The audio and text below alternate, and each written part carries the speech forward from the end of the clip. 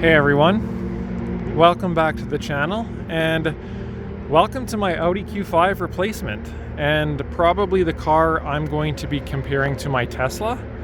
I'll do a dedicated video on that, but yeah, this is my 2025 Hyundai Ioniq 6. I've had this for about a month now. Very happy with this. For me, this is massively better than my Q5. Obviously, it's an EV. Believe it or not, this car is actually blue. It's biophilic blue is the color of this car. Actually a very cool color. It's black a lot of the times. Most of the time it's kind of like a dark purple and then blue. It's a very cool color, but yeah, this is my replacement. This is going to be my daily driver for the next 3 years. I hope to do a bunch of content on it. Like I say, I am going to do a comparison video on this compared to my Tesla Model Y. But right now, this is obviously the replacement for my Q5. If you remember in the last video, I said I was selling my Audi Q5, my 2016 supercharged Audi Q5. I hated that car. The transmission really let it down. The interior space let it down. I mean, just overall, I didn't like the car. I didn't like the build quality, the fit and finish, that type of thing. So I've been looking for like another replacement for my BMW i3. If any of you know, longtime subscribers to my channel, I had a BMW i3, which I really loved. I sold that just because it was rear-wheel drive only, and in the winter times it was not the best. So I figured I wanted to eventually get an all-wheel drive car, and Ioniq 5s and Ioniq 6s are a really good value right now. I was torn between a Ioniq 5 versus a 6. I couldn't really find any Ioniq 5s for the price that I wanted with the features I wanted, so I started looking at Ioniq 6s, and these are a little bit more obscure for where I live. I think I've only ever seen 2. This car gets a lot of looks. I don't think there's a lot of people that know what it is, but I think the car is beautiful. I mean, there's one angle that I don't really like, and that's like when you get to this angle right here, you can't really see the spoiler, so the rear end looks kind of droopy. I wish there was like a spoiler extension or something like that, but once you have that spoiler in frame, the car is very beautiful. I really do like the look of this car. Very happy with it. Lots of range, like around 550 kilometers. I do live in Canada, so yeah, 550 kilometers of range. This is the long range all-wheel drive Ioniq 6. This is the mid-range version. In Canada, we only get 3 choices. There's the preferred long-range rear-wheel drive, preferred long-range all-wheel drive, and then basically the ultimate. The ultimate package is not worth it. It's not worth the extra $7,000. You basically get a heads-up display, which, I mean, there's already a big screen there. You don't need heads-up display. You get heated rear seats. Who cares? You get like a Bose stereo system. I think you get a sunroof, which I don't want. You get the better wheels. I will admit you get nicer wheels, although these are completely fine. And you get some upgraded safety features, but they're not necessarily better. The only thing the ultimate package has that I would love is the bird's eye view camera. And again, it wasn't a deal breaker. So I think in the States there's different models, and I know Hyundai is changing a lot of the models in 2026. So if you're looking for one of these cars, be very careful. The 2025 versus the 2026, they're stripping a lot of features away and putting it in the ultimate package, because I think they know a lot of people don't want the ultimate package because it's a waste of money. They're like getting rid of the heating steering wheel and a bunch of that stuff. So this is the best bang for buck. You do not need the ultimate package. Yes, this one does not have the NACS connector, but I can still charge this at a supercharger station. I bought an adapter, so I have the A to Z NACS to CCS adapter, so I can still use superchargers. It's just not natively built into this car. Again, I didn't want to wait for a 2026. I know this is getting a facelift in 2026, but I didn't really need all the features. So yeah, really happy with the car. It's sleek, it's really fun to drive, completely blows away my Q5. I mean, power wise, obviously like a single speed, gobs of torque, and honestly the suspension is really flat, handles really well, and it's got all the creature comforts that I want. So this is the color, like I say, biophilic blue. Let's take a quick look inside the car. The door handles should hopefully pop out here for me, which is a pretty nice feature. And yeah, cloth interior, of course. This is just the long range all-wheel drive version. Basic interior, but everything you could probably want. Just try not to get some bugs in the car here. We'll hop in real quick. Way more interior space than my Audi Q5, of course. Probably comparable road noise to my Tesla Model Y, so very happy with the road noise.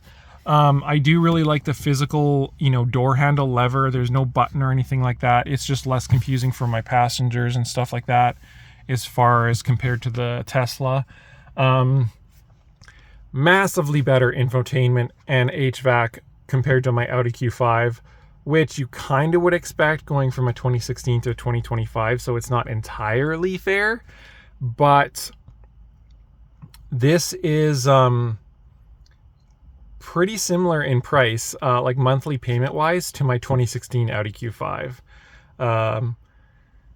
So HVAC is massively better. This has Apple CarPlay and Android Auto, but it's wired only. You can convert it to wireless if you get an adapter. I don't really need Apple CarPlay or Android Auto, so I'm happy with just Bluetoothing my phone. Spotify works perfectly great. It's really fast too to get going type thing. As you can see, large screen. You don't need heads-up display. You do have to turn the car on and off again, unlike Tesla, which I kind of don't. It's not a deal breaker or anything like that, but you can see the instrument cluster there. So again, I will do a dedicated video on the comparisons, but this car is massively more customizable than a Tesla, and that's one of the reasons why I bought a Ioniq. I knew you could customize these more, and I knew you weren't forced into driving the car a certain way. You can customize this and drive it the way you want, is really why I wanted to get this instead of like buying like a used Model 3 or Model S or another Tesla or whatever. I wanted to try out another EV. As you guys know, this is not an EV channel, it's just a car channel. I happen to like EVs and gas cars as well. And you're gonna see more gas cars on the channel, of course, but very nice clean display. Shows you exactly what you want to know: battery level, range, all of your actual safety features, that type of thing.